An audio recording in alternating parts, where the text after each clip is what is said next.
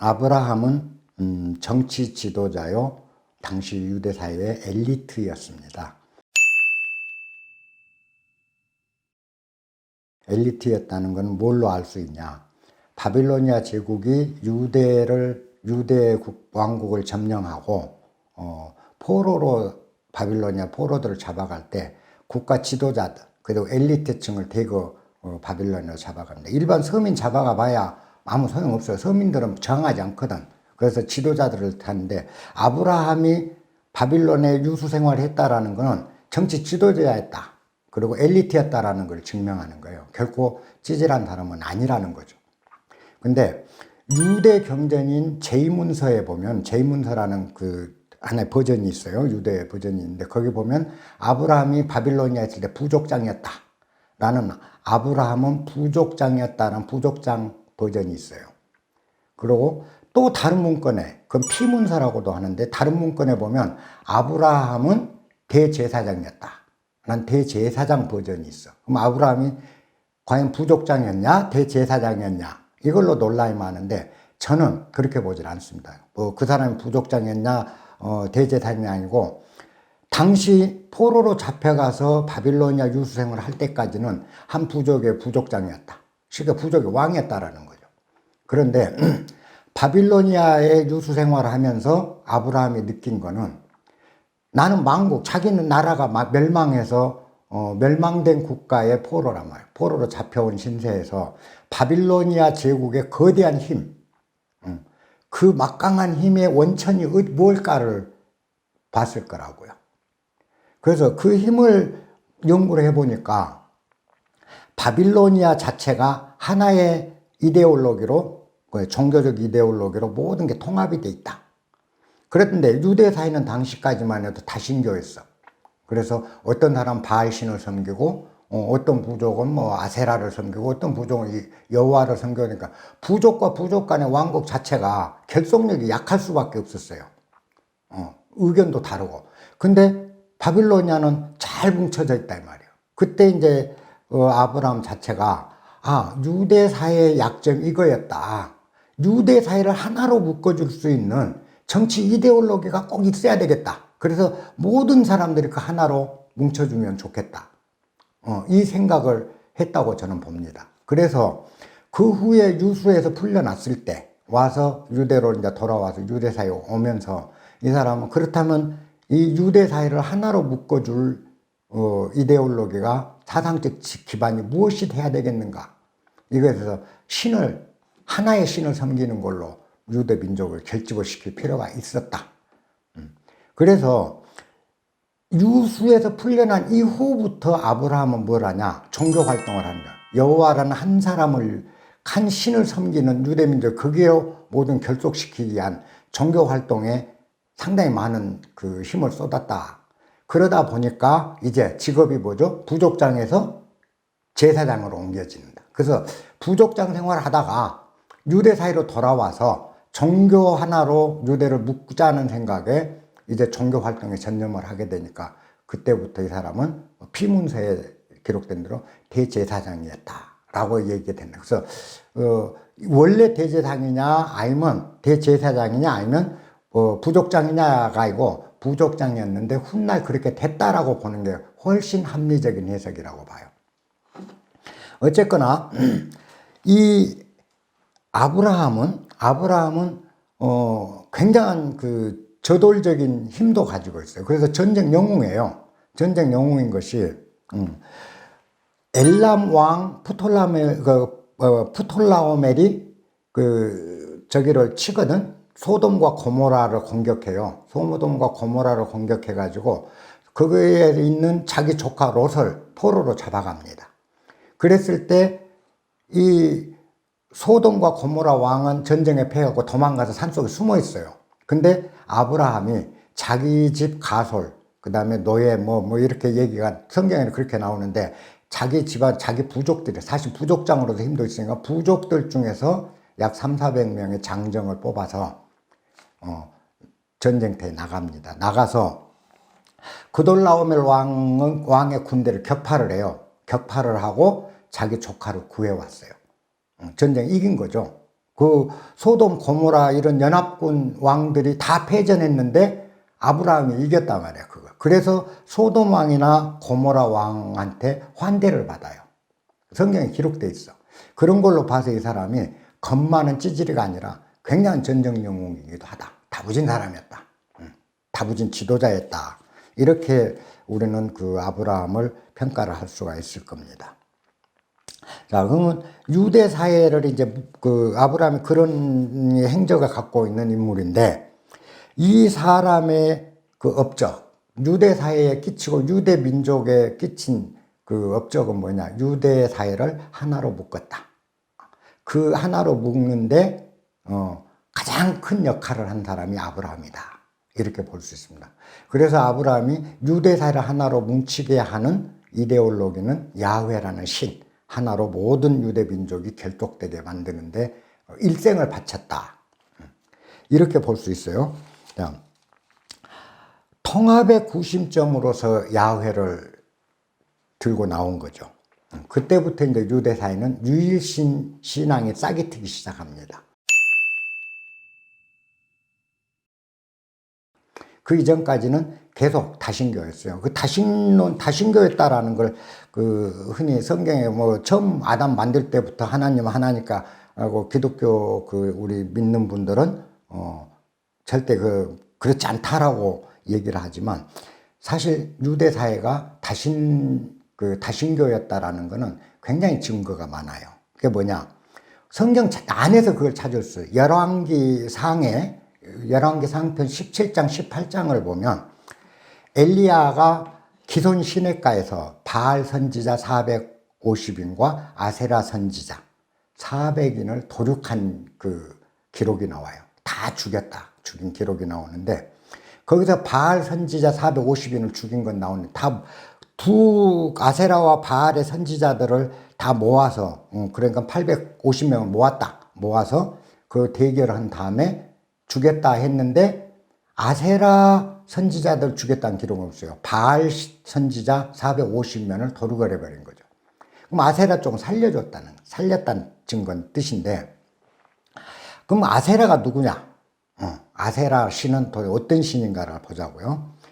지중해 연안의 우가라트 지방에서 출토된 쇠기문서가 있어요. 그 쇠기문서에 기록된 바에 의하면 아세라는 고대 가나안 지방에 존재했던 판테온의 여성 주신으로 나와요. 그래서 우가라트 출토 쇠기문자 안에 이 기록이 있는 거죠. 근데 그 기록에 보면 이 아세라는 누구냐? 야훼하고 더불어서 이스라엘의 민간 신앙의 대상이에요. 그래서 야훼, 하나님의 부인으로 나오는 거예요. 여기 열왕기에 분명히 기록이 있어요. 그리고 이 아세라에 대한 기록은 아까 제가 얘기한 대로 우가라트 쇠기문자에 분명한 기록이 나온다는 겁니다.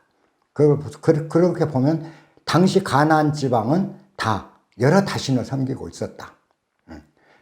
그래서 쉽게 얘기하면 야훼는 저 하늘 높은 곳에 있는 높은 신이야. 나하고는 굉장히 먼 거예요. 그런데 가정에 있는 어머니, 딸, 그죠? 주부들이라든가 농부들, 목동, 이런 사람들 소박한 신앙 형태가 누구냐? 야훼보다는 아세라가 훨씬 친근하고 가까이 믿을 수 있는 소박한 민간 신앙의 대상이었기 때문에 당시 가나안 지방에서는 아세라에 대한 신앙이 굉장히 많았어요.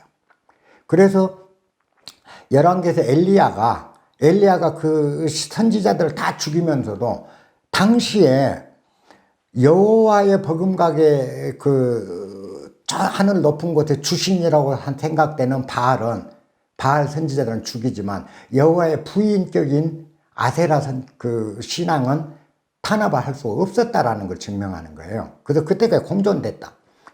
이게 그러면 그 한 기절이냐면 그렇지 않아요. 예레미야에도 나옵니다. 예레미야 7장 18절에 보면 이런 말이 있어.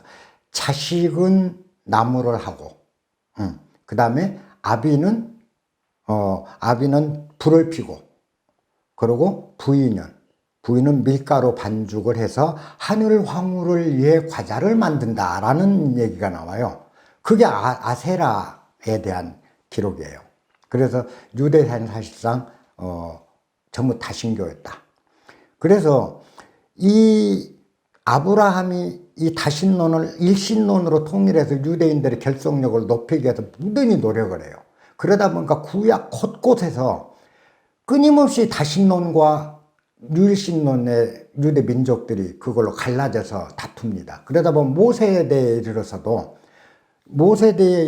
똑같은 현상이 벌어져요. 그래서 십계명에 제일 먼저 나 이외의 신을 섬기지 말라라고 얘기를 하는 건 뭐냐? 너무 많은 신을 섬기고 있으니까 이거 합쳐야 되는 거야, 정치 지도자로서는. 그래서 사실 그런 다신론의 유대 사회를 하나의 신으로 묶는 작업을 최초로 시작했던 사람이 누구냐? 아브라함이었다. 그래서 아브라함이 유대 민족의 정통성, 또 유대 민족의 정체성을 확립해준 최초의 조상이 된 거예요.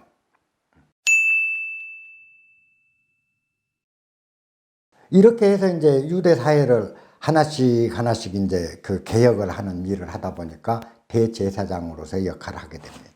그러면 당시 이제 그 이데올로기는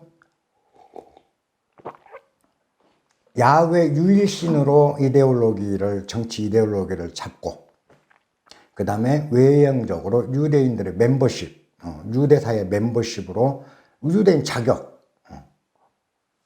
이 신앙이란 건 내 내면의 상태고, 외면적으로는 유대인들이 나는 유대인이다, 선민이다, 유대인이라는 어떤 정체성을 확립시킬 표지가 필요한 거야.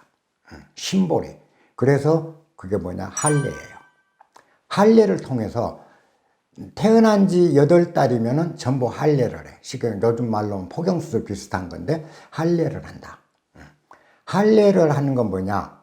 고통스러운 일을 하는 거예요. 고통스러운. 그때 당시는 요즘 같은 수술 도구도 없었어. 마취제도 없었고. 그러니까 사금팔이 깨갖고, 도자기 깨서 그 날카로운 도자기로 이 자지 껍데기를 벗겨낸단 말이에요. 얼마나 아파.